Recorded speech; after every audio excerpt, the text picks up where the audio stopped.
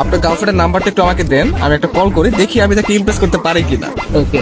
আপনি হচ্ছে গিয়ে কিছু হিন্টস দেন আপনার গার্লফ্রেন্ড সম্পর্কে। আমার গার্লফ্রেন্ডের নাম সাদিয়া, ওর বাসা ফরিদপুরে। নাম্বার। হ্যালো, আসসালামু আলাইকুম। ওয়ালাইকুম আসসালাম। কে আপনি? সাদিয়া বলছেন? জি। আমাকে আপনি চিনবেন না, আমি আর কি আপনাকে অনেকদিন ধরে ফেসবুকে ফলো করি। কেন কল করেছেন? আপনার পরিচয় কি? অ্যাকচুয়ালি আমার নাম হচ্ছে মাহিন, তো আপনি আমাকে চিনবেন না, পরিচয় দিয়েও লাভ নেই। আপনি দেখতে যেরকম সুন্দর, আজকে কল করার পর মনে হলো আপনার বয়সটাও এরকম সুন্দর। মানে আপনি সব দিক দিয়ে পারফেক্ট। মানে একটা মানুষ এত সুন্দর কিভাবে হয়, মানে আমি আর কি কল্পনা করেও পারতেছি না।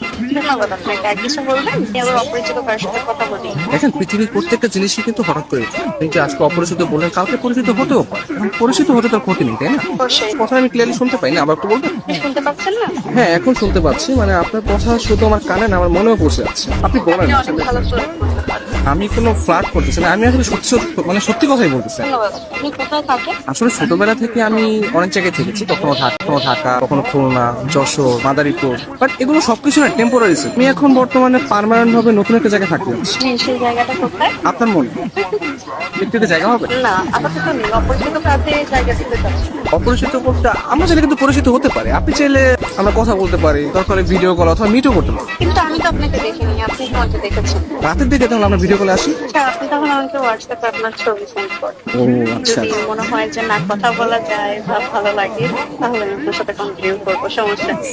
তো আপনি কোন ধরনের ফটো দেখতে যাচ্ছেন? আপনার কিছু ওয়াও টাইপের ছবি দিন, যেগুলো দেখে আমার ভালো লাগবে। আচ্ছা ঠিক আছে, আমি আপনাকে কিছু আমার সত্য সত্য পিক পাঠিয়ে। তার বাচ্চা সুন্দর সুন্দর গান হঠাৎ পিক দিয়ে দিই। কে? আমি তুষার। আমি ফোন দিলে তোর ভাই আছে, তোমার এই ব্যস্ত